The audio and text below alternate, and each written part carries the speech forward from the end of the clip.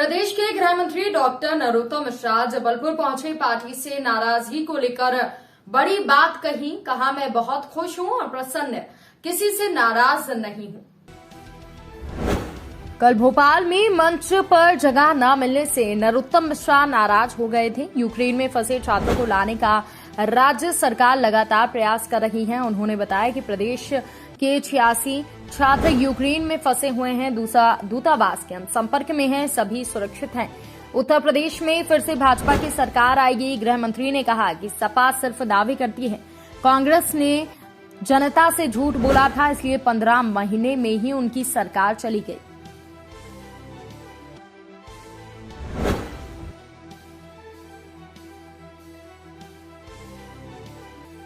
Booth विस्तारक योजना का, उस पर सभी ने नेतृत्व को और नेतृत्व ने कार्यकर्ताओं को धन्यवाद बधाई दी।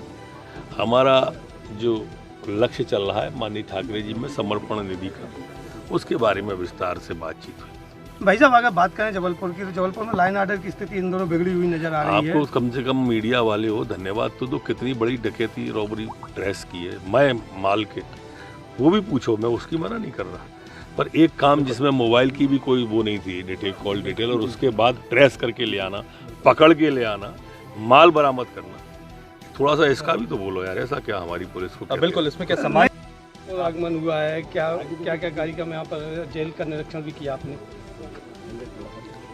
अभी तो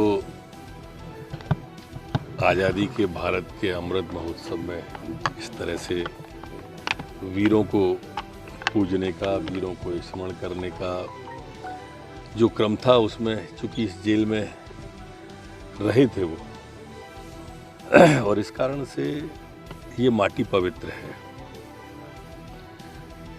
पूरा जीवन, कण कण शरीर का और क्षण क्षण जीवन का उन्होंने भारत माता को अर्पित किया, इसलिए उस माटी को नमन करने आया था, पुष्पांजलि करने आया।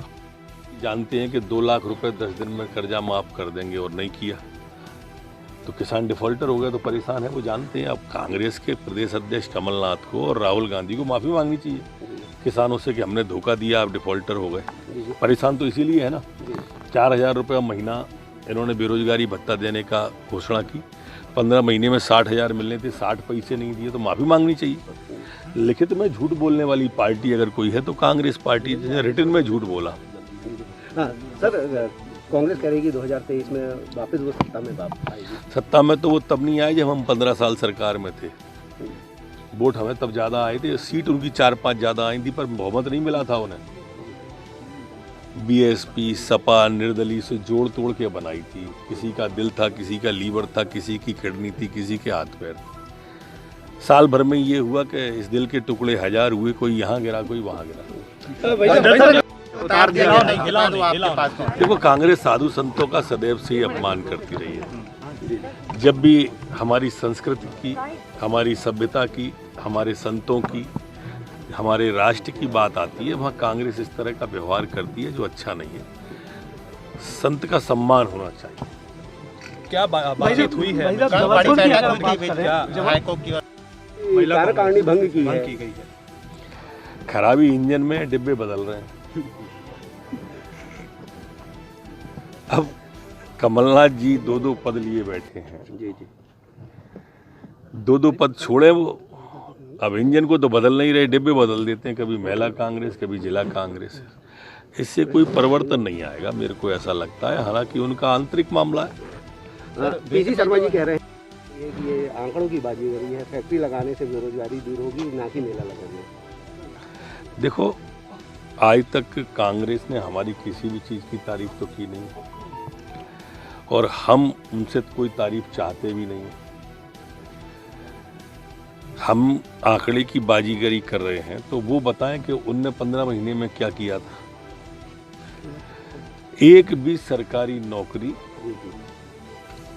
एक भी 15 महीने में कमलनाथ जी की सरकार में नहीं निकली, एक भी प्राइवेट नहीं निकली।